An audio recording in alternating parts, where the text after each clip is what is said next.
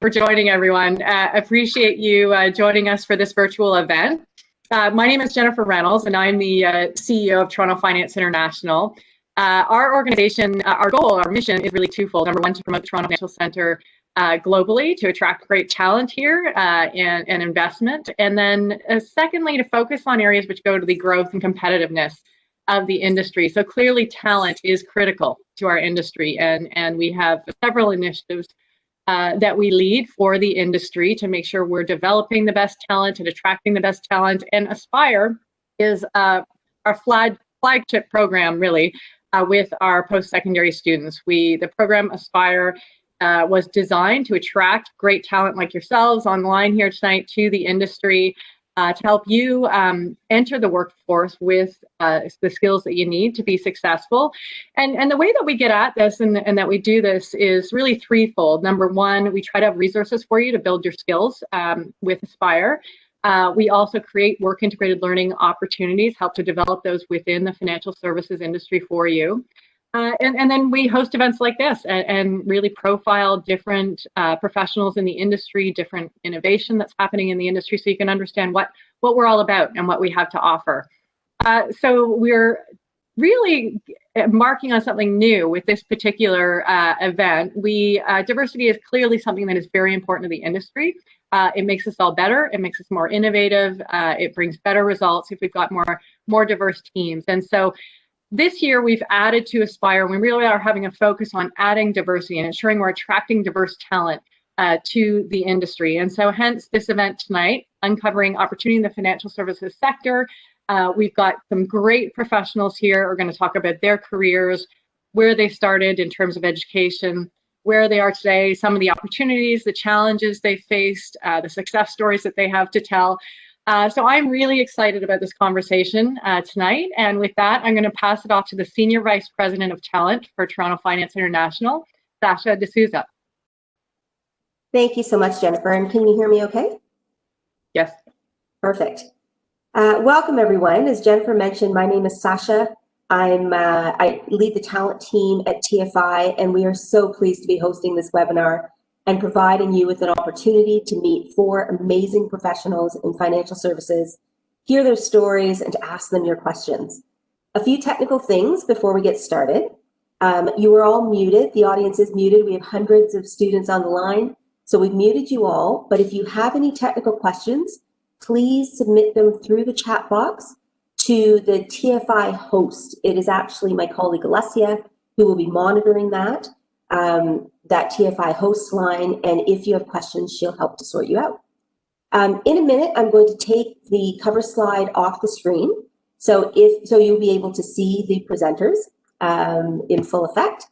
And in the first half of today's webinar, we are going to have our guest speakers share their stories. So there'll be 5 to 7 minutes up there, virtually on stage, sharing their story. And in the second half, we're going to have a Q&A session. So we are going to ask as many of the questions from the audience as we can. So please, throughout the webinar or towards the end, when we get to the second half, feel free to submit your questions in the chat box to Julie Brisky, my colleague. And she is going to send the questions to me, and I will pose as many as I can to our speakers.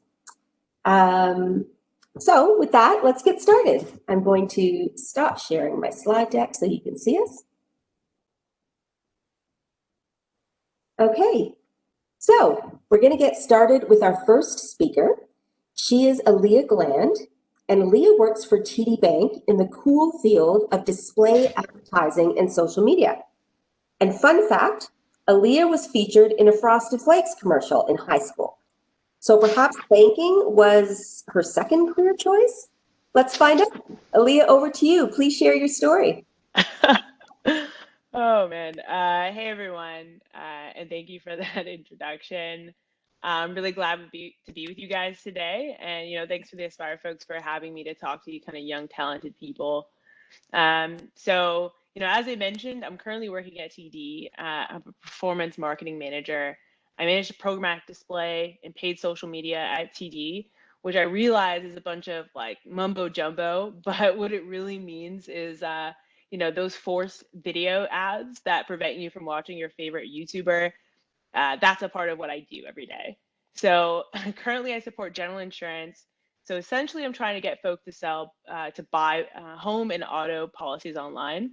But one of the advantages of working at the bank is you get to work on a lot of different things, and I've been afforded a lot of flexibility in what I've been able to work on.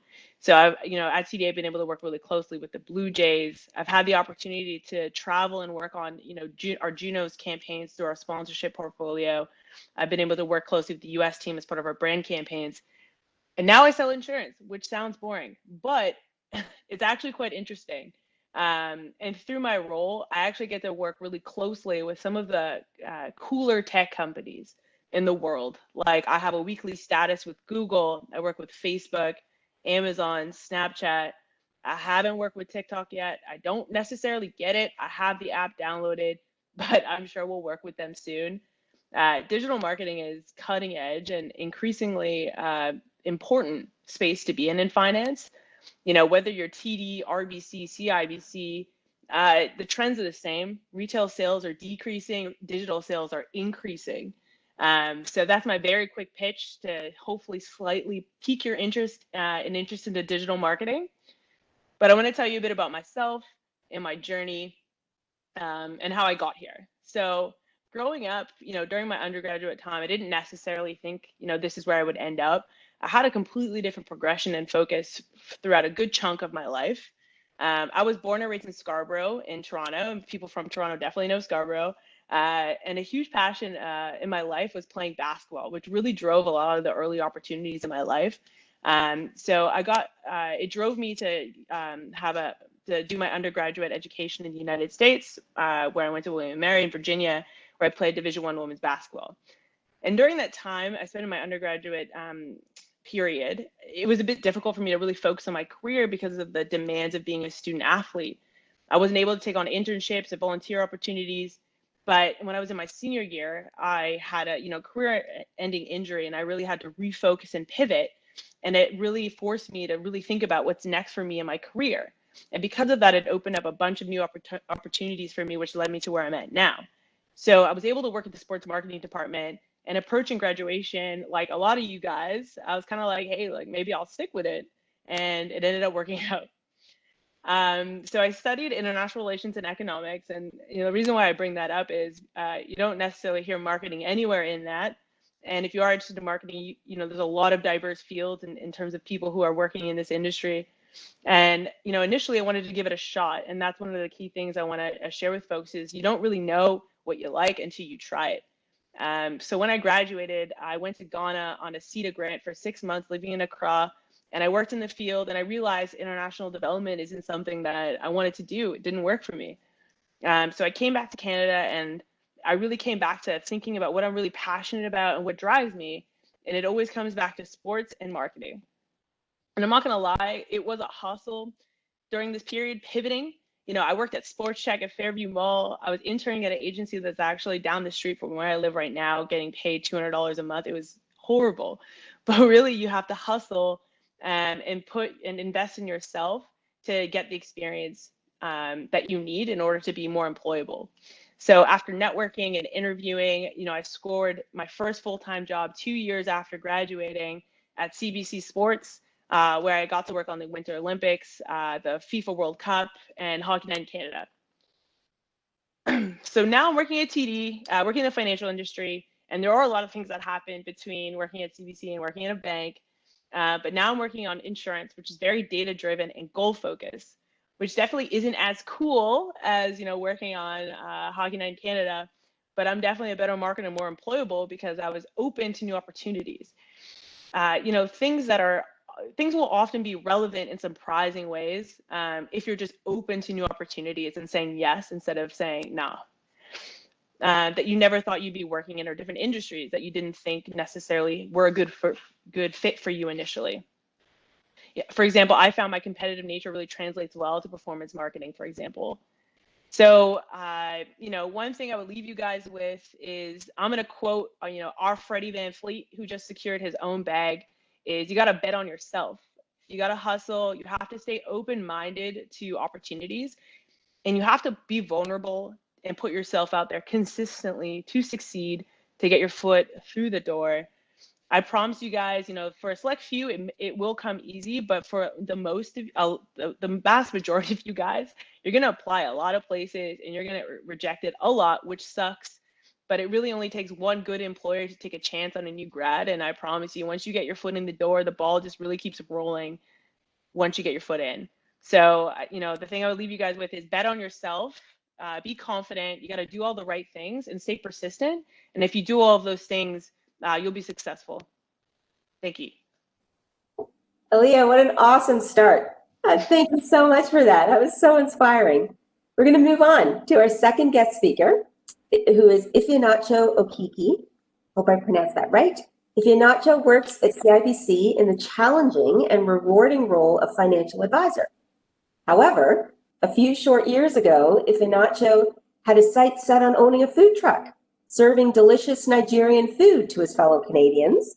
So from food truck to financial services, Ifeanacho, we are eager to hear about your career story. So over to you.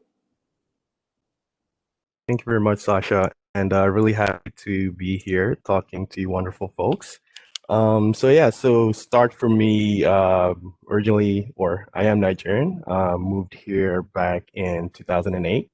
I remember the journey over here. My parents had said, or my mom had said specifically, we're going to be schooling in Canada.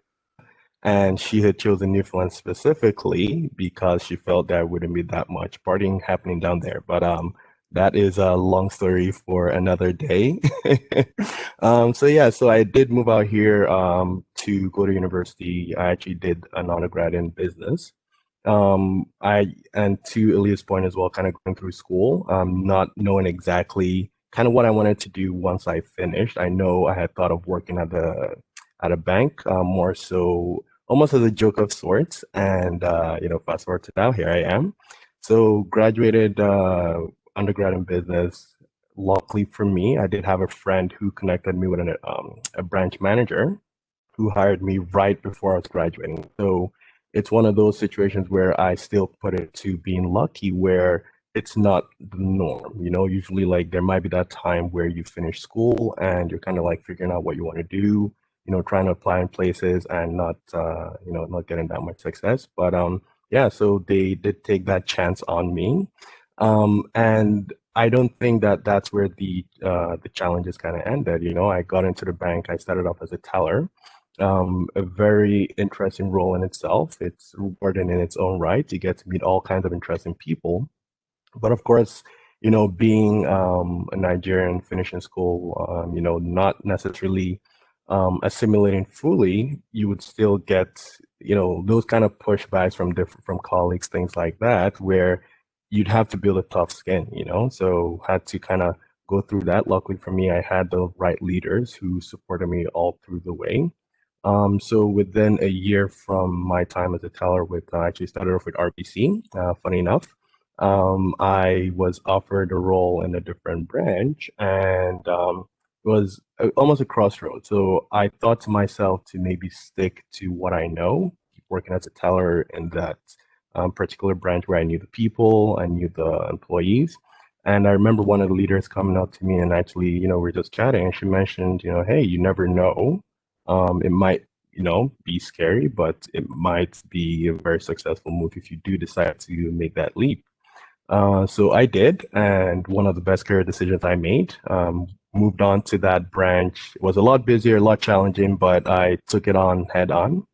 Met one of my best career mentors. Still today, she's still like someone I'm in touch with. And worked through that role, still as a teller at that time. Then got a new role, promoted, I think 6 months after that, challenging as well. And that's where it kind of hit me. Okay, so I graduated from school, started working in the bank, and it's just been almost a straight line of not realizing exactly what I wanted to do, but it's gotten to the point where I do have to make that decision and decide, all right, what is next? And that's where I would say I used a lot of the experience of coming from Nigeria to Canada to use that, to aid me to find what's next. Because not a lot of people realize that culture shock that stays with you moving from back home to a totally different country. It's a whole different world, right? So using that using that to help me decide, okay, what is next, decide based on my experiences from the past, working as a teller with my leaders, moving on from there, helped me learn to network better, helped me learn to expose myself to new things, new challenges, talk to the right people, network. And luckily for me, also talk to people who would explain why learning and continue to improve your education, continue to improve, your skill set is invaluable, especially in this industry. So moving on from my next role as a banking advisor, I then decided to actually move to Ontario, which was another scary move, right? So I remember multitude of conversations and from leaders as well. And I remember someone asking me what my fear was, why I didn't want to make that final decision to make that move to Ontario. And it came down to, I think at that time I had said, I felt I hadn't done enough in Newfoundland. I hadn't left enough of an impact. And I think I was also working on my permanent residence at that time. And the question they asked me is, are these things you can't do in Ontario as well? And I think that's what made me, take that leap. Moved to Ontario, still with RBC at that time as well. Different role, of course. It's not the same as Newfoundland, different markets, different leaders. Had to kind of build my network and clientele from scratch as well. Again, another career move that I do not regret at all. Then was with RBC for a little bit longer and then joined CIBC, long story short. Of course, challenges along the way as well. And the rest is history. Here I am. So all through that, it might sound like it was really straightforward moving from, from Nigeria to Newfoundland to study and then join the bank and then move out here to Ontario. And I can say, being an international, there's a lot of challenges coming with that, right? Again, as I mentioned, the culture shock is one, but then having to almost prove yourself that because you're from a different place doesn't mean you're not as qualified, right?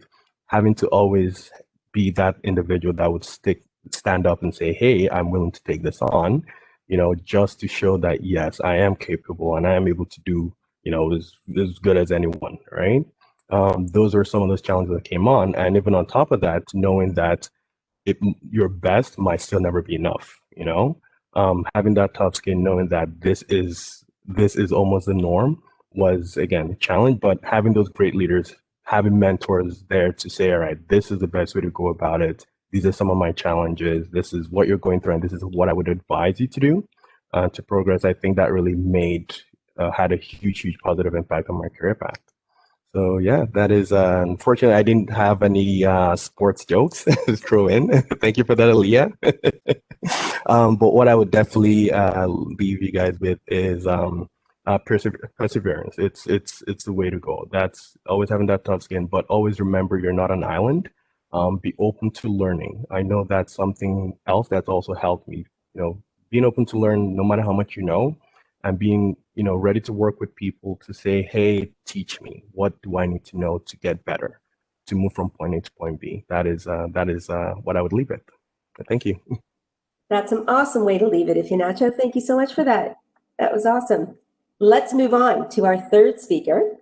Our third guest speaker is Joanne St. Bernard Honnigan. Joanne works at Aviva Canada as Assistant Vice President of Talent Development and Engagement in the National Claims Department, which I imagine has been a particularly interesting role this year of physical distancing mandates and remote work.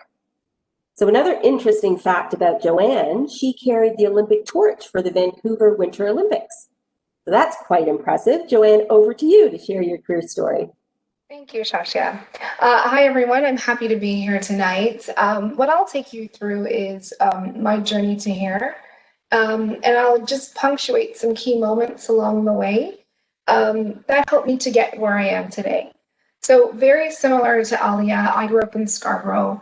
My parents never really insisted that we follow any specific career, but rather they talk to us about principles that guide your decision making. So things like doing your best, all you do, being honest, and things like if you see someone that needs help and you have the capacity to help, then help them. And also the importance of giving back to the community. And so through high school and university, community involvement was really big for me. That is one of the reasons why I was selected to carry the Vancouver Olympic torch. And as I was completing my undergraduate degree in human resources, a friend of mine had made me aware of an organization called Inroads. Unfortunately, the organization doesn't exist anymore. But in a nutshell, it was a not-for-profit organization that specialized in placing visible minority talent into corporate offices to be interns. And the type of internship was a meaningful one where it's less about filing and more about learning how corporations work. And so I was blessed enough to secure an internship in my second year of university in a corporate environment. And I worked with them for 2 years. And then I decided that I wanted to do postgraduate work. So I went on to do my master's. And again, they had me continue intern for them over the summers during my master's degree. And again, I'm very blessed that prior to graduating from my master's, they offered me a full-time role. So I accepted that position. I had the chance to travel around the Caribbean for a bit, knowing that I had a job to come back to. And then I started my career officially post completing my master's degree. So while I was at that company, which was a food and beverage manufacturer, I had the chance to make all of the mistakes that you make when you're new in a corporate environment. Things like thinking that it's a badge of honor to get something done all by yourself without help from anyone, which I will never, do again. I don't consider that a badge of honor. But also mistakes like overworking yourself and thinking that that's just how the thing you do to get ahead, and just things of that nature. So after working with that company for a few years, a friend of mine again said, "There's a job opening at TD that we think you'd be really good at. I want you to consider applying." And so I read the posting, and it was a very interesting role. It was one where you go into the bank. It was specifically for people that had no experience in financial services. They would give you 6 months to kind of learn. It's literally 6 months of learning how the bank works. And then after the 6 months, you move into a more permanent role where you're supporting a line of business. And at that time, I was like, this seems like a fantastic opportunity, and I took it. And I was with TD for 6 amazing, amazing years.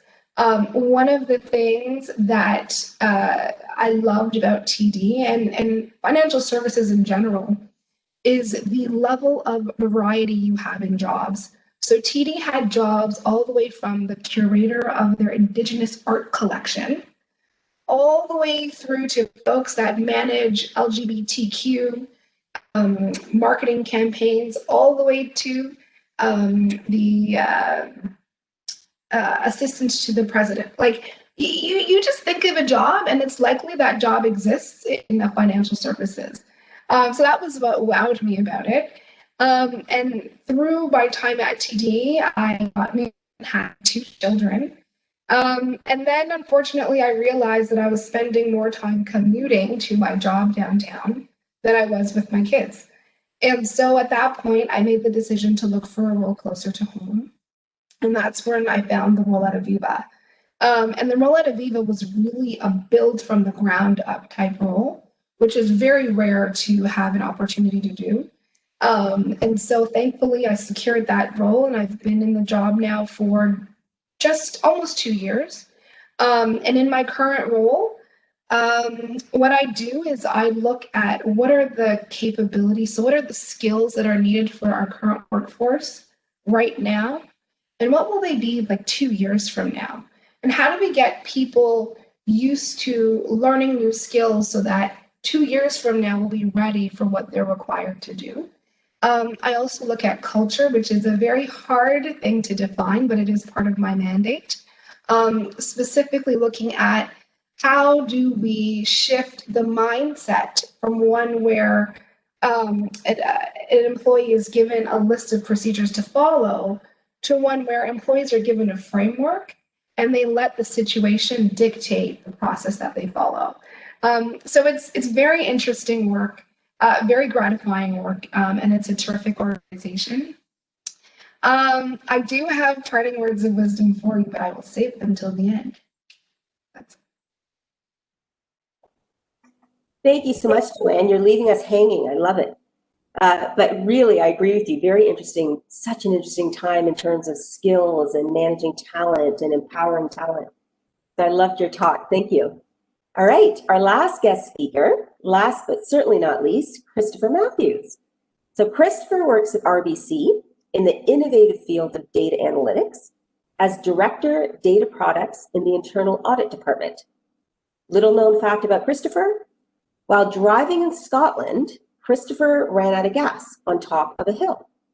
Fortunately, a gas station was at the bottom of the hill, so his analytical mind led him to put the car in neutral and cruise smoothly into the gas station. So Christopher, now that we know a little bit about your journey through Scotland, please tell us about your career journey.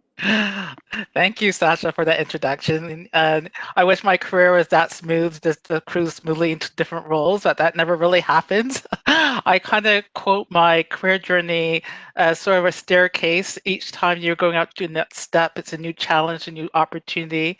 But the steps are different sizes, so you never really know. So before I start, there's 3 words I kind of want to let hopefully you take away from our conversations in mind. One is learning. I call it my LEC, learning, exploring, and challenging. Learning is being always curious. Exploring is building those relationships and learning to network, and challenging is growing. And that's how I guide my career from the beginning to currently right now. When I was in undergrad, like all of you, I wasn't sure what I really wanted to do or where I really wanted to go. My parents were providing me the guidance of you want to get an established company, established career, you want to perform above and beyond, especially as somebody of color, because you want to show that you're above and beyond performer so that you can achieve things. So I really didn't have a clue, and I happened to land in the bank, and that was just I applied. I started when I was looking for jobs. I wasn't good at interviewing, so something you need to learn. I wasn't good at interview at the beginning, so I developed that skill quickly through that process. And the job that landed me was in the bank, not the bank I work currently, but this was at CIBC. That was I spent my early days. So I would coin my first part of my career as learning.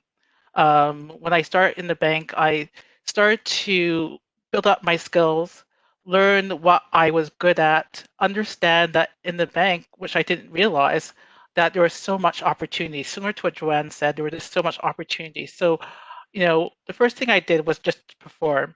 I think that's really important when you start getting to your job, regardless of what obstacles that you have or you see or perceive, you need to perform and do a good job. And once I was performing, doing a good job, I was actually able to have a different conversation with my manager about career development initially. And I started off early. And I learned those pieces really a lot from my parents about, how to start managing your career. So I had that conversation early about, where do I want to go? Where do I want to see myself in the next, 2 years, 2 to 5 years? So it was really short term, but really developing that. And so I started off in a very junior role. I worked in our telephone banking area. That's not the same role I have today. And I did my undergrad in political science and business. Again, not the same role I have today, which you will get a lot of people in computer science and statistics and neuroscience in those fields. But I was able to develop skills and work on top of it and build out a portfolio. Working with my manager initially, exploring things that I was interested in, where I want to explore. I moved into our wealth side, so I decided to take up some financial and my investment licenses and stuff like that. So start building on that repertoire, and that started giving me more and more opportunity, being explored into more places within the bank. So that section of my life and career was all about developing skills, learning, working with managers, being a sponge to things, right? And I think that's really important when you come into your career, is how do you just be a sponge. You're going to learn. You can make mistakes. I made lots of mistakes, similar to what Joanne said. I thought I had to be the overachiever. I didn't want to ask anybody anything. I thought, but I realized I need to network. I need to ask help. I need to learn, and it's okay to do so. On my second part of the career, after I developed that, it was about exploring. It was really about learning to build relationships, really to learn how to network, really learning how to connect, because that's where I was starting to realize the opportunity to move forward in my career. Part of that was really important to do. And I didn't know how to network. You don't learn that through school. You don't learn it anywhere, right? It's a trial and error. You continually try to build a relationship, you try to build those mentorships. There's no guiding platform or anything for it. So I had to be okay to be humble and make mistakes along the way, and recognizing that people were okay with me asking them, can I have a coffee? Or, can I get engaged in this? Want to be involved in things within the bank and organization to understand what's going on, to get more exposure to that. So I did a lot of that. I did a lot of exploring, building relationships, and trying to build those mentoring relationships with people who are a little more senior on that. And that was really helpful for me because, they were able to give me really great advice in terms of where I wanted to go. So I first started off in telephone banking, doing a lot of sales, moved into wealth management, did more sort of sales oriented roles. And then eventually, in my second part of exploring, I ended up moving into more management roles, or strategy roles, started to get onto more analytical roles, where it was because I was engaged and gone in a meeting, just talking, asking questions. Somebody saw me there who was opening up a new area within the bank. And they happened to go to my manager and said, would this person be interested into interviewing for a role that we have? They hadn't posted it out to anybody. And that was just because I was speaking up, asking questions, building good relationships with my managers, building good relationships with different people. They saw different aspects of me. And so all of a sudden, I was in this new group that was all about, capacity planning, performance measurement in our investment arm, which was completely new. And that sort of started my journey into the analytical field.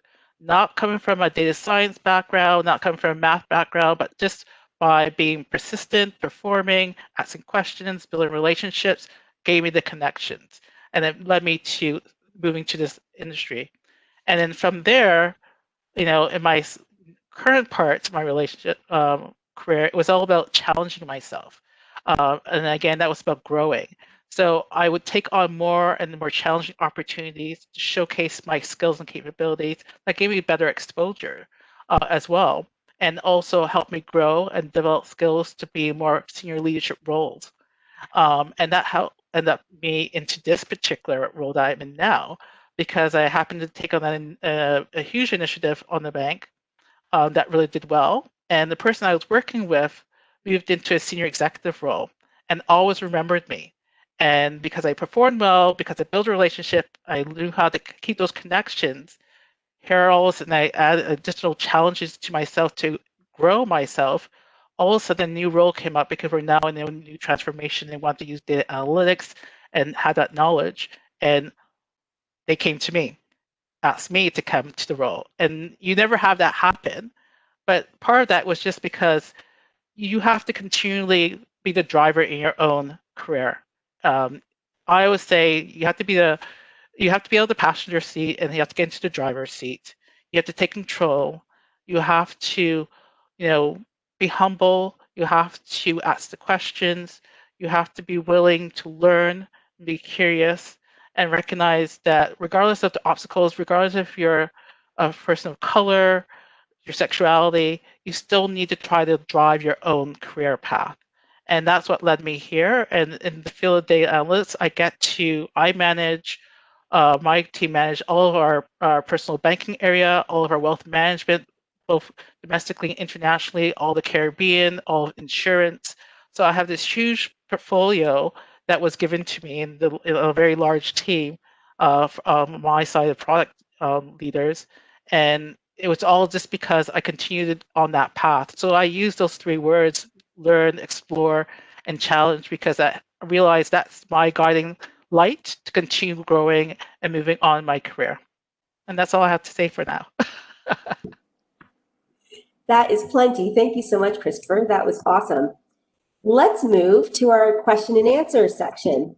So audience, please feel free. You've already started asking some questions. That's great. Feel free as we go forward over the next 20 minutes to put your questions in the chat box to Julie, and I will get them and ask as many as I can. So let's start off with our first question from the audience. It sounds like you've all been very focused on career development. What advice do you have for students who still don't know what type of job they would be suited for or qualified for? Who would like to take that one?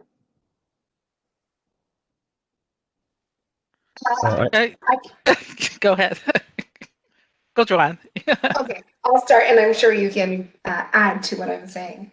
I would say that it is actually more likely to not know what you want to do than it is to know what you do want to do. And so it's a very common question that I'm asked a lot as I'm guiding people through career decisions.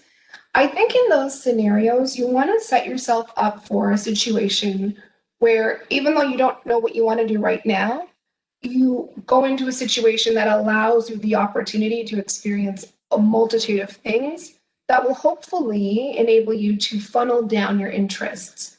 So what I mean by that, as you're ready to move into your career, there are like generalist roles and specialist roles. I typically recommend folks go into generalist roles where you do have the opportunity to do a little bit of everything. And then that way you can see if there's a certain aspect of your job that piques your interest.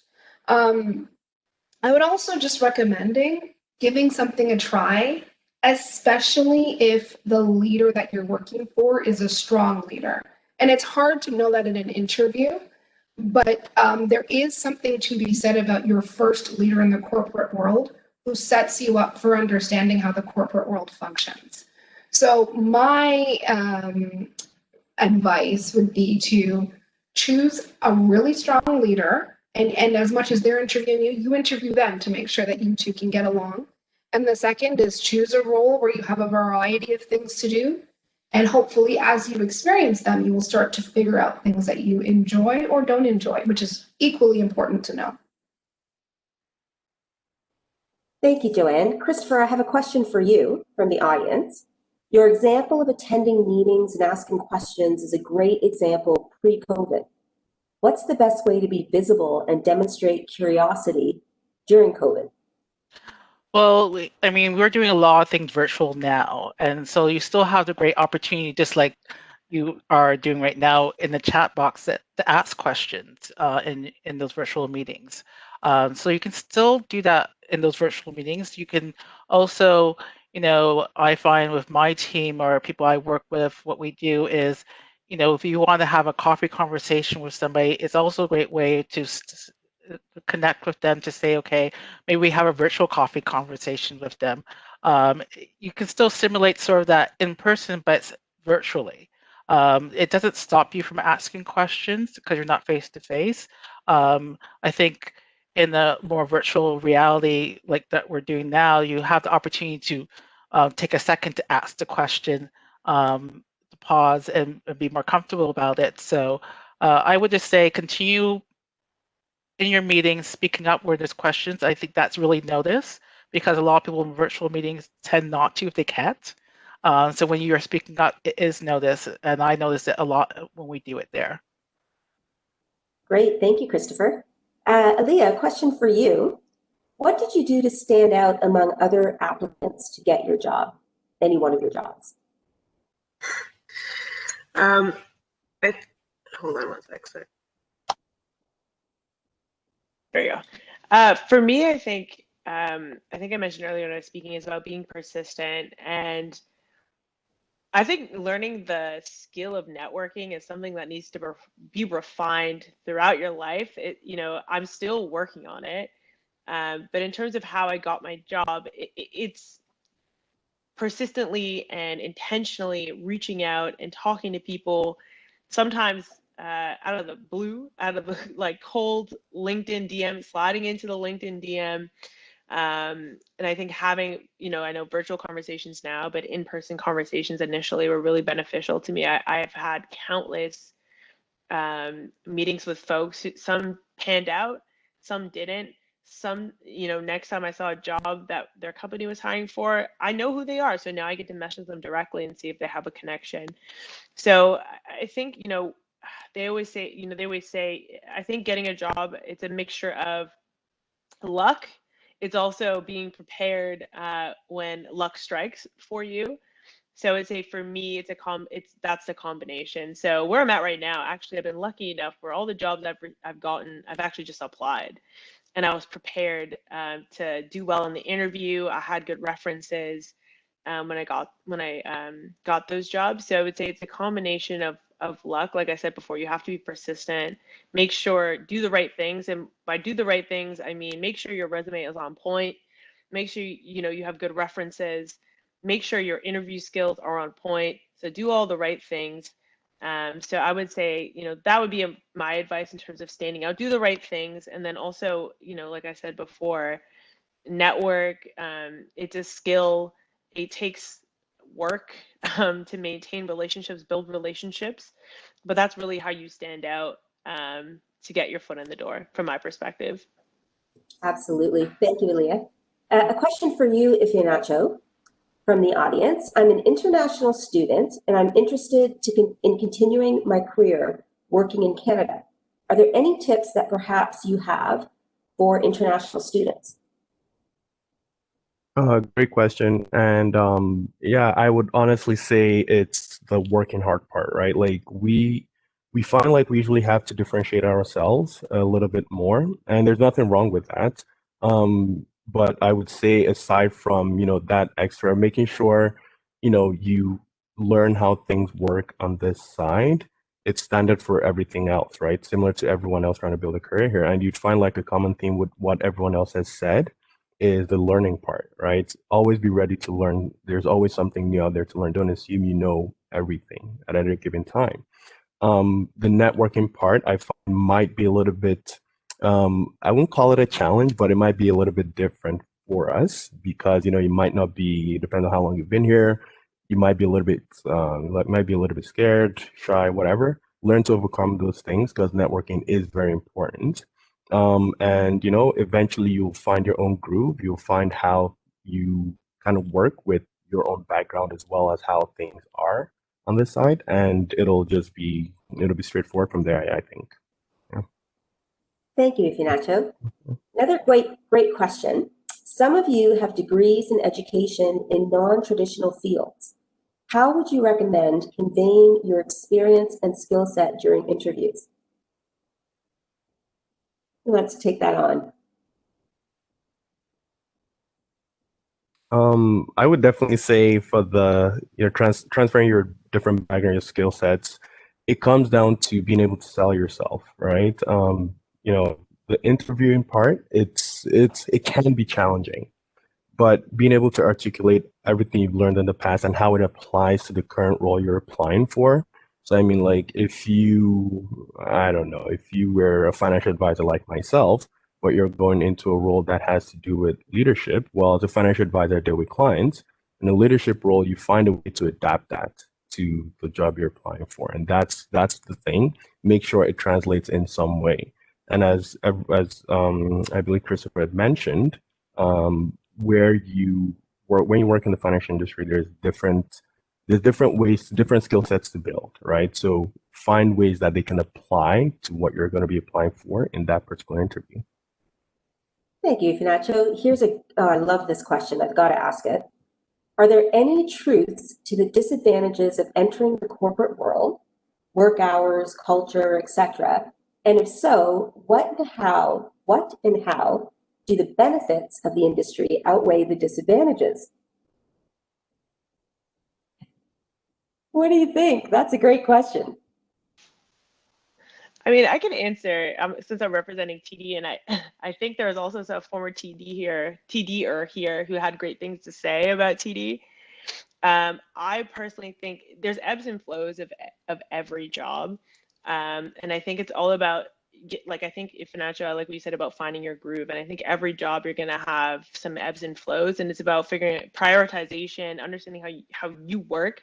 But I will say, speaking at TD, we're ranked one of the top employers for a reason. And we really do take into consideration the well-being of its employees. And I personally, have never had an instance where I've felt overwhelmed. You really just have to work with your manager. There's a lot of flexible working schedules, especially now with COVID, thinking about how everyone's remote. So it's about balance, it's about prioritization, working with your manager. But I like to dispel the notion that working in the financial industry, you're going to be crazy tired. It's a lot of people like working at TD and other financials because there's a lot of security that it allows you, and it's one of the reasons why it's an attractive industry to enter. Thank you for that, Leah. This question is for you, Joanne. I think given your role, you'd be great to answer it. How can undergrad students use their time best to help them work towards a better, more secure future? Wow, that's a broad question. So I think there's a couple of things you can do, and maybe I'll answer the question in terms of a better future, more secure future for them as an individual. I think, as we look at this scenario from the perspective of a new professional, you absolutely need to be connected to other people that are in the same profession that you are considering. So I would say having an active profile on LinkedIn is a terrific way of keeping up to date with thought leaders in your specific profession. You can read what they're reading. You can formulate your own opinions on some of the things that they are recommending, and also share your opinions on LinkedIn. You can basically have an expert comment on your thoughts of what they said. So that's one way to future-proof yourself. That's a very good question. It's a tough one to answer. But if I were to answer on the spot, I would say, yes, have a strong network, and keep up to date with thought leaders within your respective profession. I think that's great advice and very doable for students. Ifinacho, how has the work environment changed with COVID-19 for you, and how did you transition to this change? I believe you're working in the office. Yes, I am. So I guess fortunately for me, I was already remote. So we're, dealing with clients, we're talking about their long-term goals, plans, building up financial plans for them.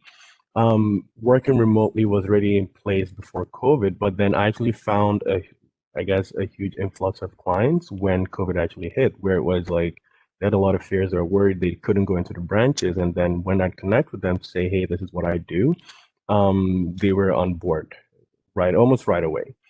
For me personally, as work-wise, it didn't really change too much, right? Coming into the office, of course, social distancing, driving down here, the roads were empty. I guess it was more so learning to actually I'll say it this way. I love to educate my clients and I love to make sure that they're heading the right path. I had to learn how much more important that was in this current environment, is what I would say. And then, of course, learning to adopt the digital remote aspect of work to different clients that are not used to it as well. So again, that just goes back to being flexible, right? It's, didn't change too much for me, changed a lot more from my client side. So I had to put myself in their shoes and kind of just adjust accordingly. Great. Several students seem to be getting a lot out of and taking your tips, all of you, your tips very seriously about networking and coffee chats. There's a question here. What are some examples of questions that you think are most important to ask in order to get the most out of these conversations? So they're looking for real practical help. Who wants to take a stab at that?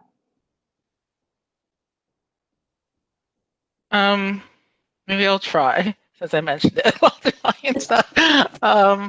That's a really good question. And I find, when people come to me, students come to me to have a coffee chat, it varies depending on each of the students. And I don't know if there is I don't know if there's one question or so that's really, okay, this is a question that is really valuable that opens it up. But I always say to the students who come to me is, come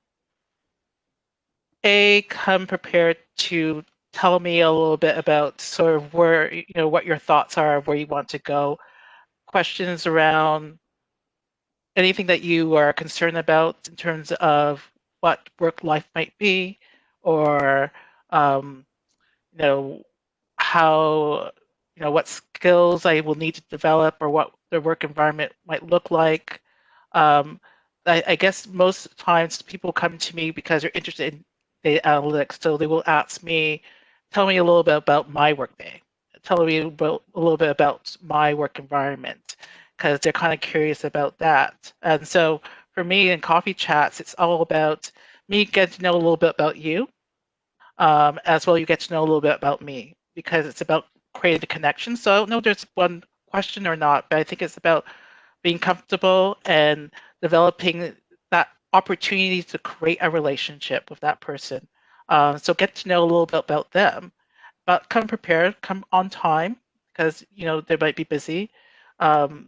Think of things that you want to ask that you're curious about. Any questions kind of open, because you're here to have, but a conversation, but it's geared towards your opportunity to learn a little bit about that area that you're seeking in.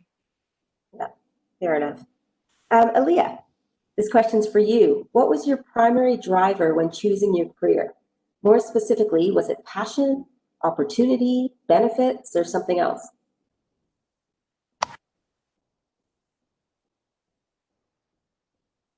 Good question. I think, so I'll start off with a joke, really, but my first motivating passion was to get out of my mom's basement. So that's what my primary driver was.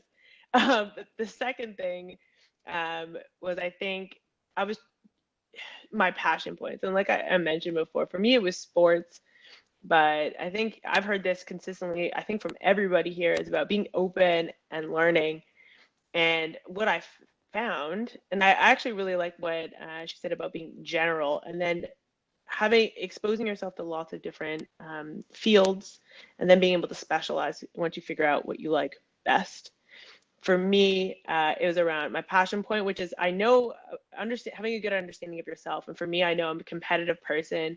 I like working with I like working as part of a team. And now that's translated to me working in growth marketing, which is very performance based. There's a lot of data and analytics involved, so problem solving. So understanding that I like to solve problems. I like having a target because I'm a former athlete, and I like working as part of a team. And I think once you have a good understanding of yourself, you'll be able to understand where you're going to be successful. So really for me, that journey is just having a better understanding of what I'm good at, what is my differentiating point. So I would say that would be the primary focus for me. It's just understanding what you're good at and what you like. Yeah. Yeah. And Joanne, question for you. How do you distinguish between active outreach and desperation while reaching out to networks in a job search, or any interactions for that matter? Is it true when people say that you got to play it cool? These are some great questions. I love these students. So active outreach versus desperation. Okay. So I want to share something just very quickly about networking, and then I'll answer that question. So I think a lot of people, whenever you envision networking, you really think, I got to meet with someone who's more senior than I am so that I can get something from them. Whereas the reality of it is a lot of people miss the opportunity to network laterally. So the peers that you have right now in your program are going to be strong networks for you, as well as your coworkers that you work with. They are your network, and they are equally, if not more important, than trying to engage in active desperation to connect with someone who is more senior to you. But I would say, yes, it is always great when you're building a relationship with someone that you don't know to play it cool. I think people have a sense of not wanting to be used by others. And so if your intention with meeting someone is purely to benefit you, that'll come across in your conversation, and then that'll ultimately block the ability to have a really good relationship. So I think as much as possible when you're networking, you've got to understand them, understand if there's anything that you're doing that could benefit them, and then figure out a way for it to be reciprocity, like for there to be reciprocity in the relationship. I completely agree. The time is winding down. I have 2 rapid fire questions for you guys. So we're going to do 2 quick rapid fire rounds so I can get these 2 questions in. The first question, so quick answers. The first question is there anything you could change about your career journey? And if so, what would it be? Let's start with Ifinacho. I would say no. I know all the ups and downs have built me to who I am today. So embrace those and always be ready to pick yourself back up, but not just picking yourself back up if there's a down, but have a direction when you do come back up. So yeah, quick answer. Fair enough.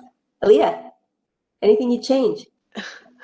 Yeah, I wouldn't necessarily want to change things like similar vein. However, I would say fully leverage the opportunities available at the institutions while you're there, your student career centers. Like I said, I didn't have a chance to do internships, but if you can hit the, jump out like out of graduation running with some skills under your belt, you'll be, you're kind of setting yourself up for success. So I think for me, it would have been to fully like take advantage of all the opportunities at the institution while I was there. So that's what I would, that's advice, and also what I would change. That's a great reframe. I love it. Christopher, anything you change? Not much, except for I think I would wish to do more networking, like coming to events like this to get to hear what other people are doing. I think that would have been really valuable in my initial days looking for a job. And Joanne? Like others, I wouldn't change anything, but what I would learn how to do is negotiate at an earlier age, because everything is negotiable. Fair enough. My last, I want to give you all an opportunity for quick closing remarks. So what is the one piece of advice you would leave students coming out of this? Let's start with Ifinacho. Oh, yeah. There we go. I know it's been mentioned over and over again, but continuous learning, continuous education. I know people usually wonder to themselves, graduated with this degree, does that apply, does that carry over? Soft skills are important, people skills, the networking skills, and then continue to learn in whatever industry you're in. Once you find that group, once you find yourself, just build off of that and, keep going. Thank you, Ifinacho. Joanne? I'll leave you with 2 pieces of advice. The first is very practical. So there is a new organization, it's a not-for-profit, named the Onyx Initiative. It's specializing in placing minorities into, preparing them for corporate jobs and also placing them into corporate internships. So look it up because that could be a great first foot in the door. My second piece of advice, not to sound cliche, is just to believe that you can do it. And just try it. Don't shut the doors on the potential that you have. And Joanne, somebody was asking, that was the Onyx. Yes. Onyx, right? ONYX. It's just getting off the ground. But if you look it up, it's on LinkedIn. There's been some articles on it in the Toronto Star as well. But it's specifically to bridge the gap between graduating from university and finding a corporate job and staying in a corporate job. Perfect. Thank you. Christopher, parting words. I guess I would just say this again. Take the driver's seat. Manage your career. At the end of the day, you're the one that drives it. It's nobody else. So if you're not learning, if you're not learning to try to network, nobody's going to get you there except for yourself. Not to say there's not help, but you have to be pushing the pedal to the metal yourself. Absolutely. And Aaliyah, finish us off. I just think my advice would say, learning from everyone here is to be persistent, do all the right things. And like I said, I think we've heard that consistently. You learn to do well in interviews, make sure your resume is on point and network. So do all the right things and then just be persistent. And I love Freddie Van Fleet, so bet on yourself. So that's gonna be the last thing I say. So just believe in yourself and be persistent. and do all the right things and cross your T's, dot your I's, and you'll land in a good place. Thank you for that. Audience, thank you for the fantastic questions. I'm so sorry that we weren't able to get to all of them, but hopefully that was a good representation of them. Panelists, thank you so much. You were absolutely incredible and inspiring, and it was so enjoyable to do this webinar with you. Thank you, audience, for hanging in with us. I would like to just direct a couple quick things, audience and students. Join, if you're not already part of the Aspire community, join us at aspirefs.ca. You can sign up to be part of our community, hear about other events and initiatives that we're doing, sign up to do our Aspire Edge, which is a fantastic business skills development program to help you transition to the workplace. And please, when you sign off today, if you could fill out the survey that pops up, because we really are quite serious about feedback and we incorporate it to try and do better going forward. So with that, I will wish you all a great evening. Thank you again, panelists and audience, and we'll see you again at our next Aspire event. Bye-bye.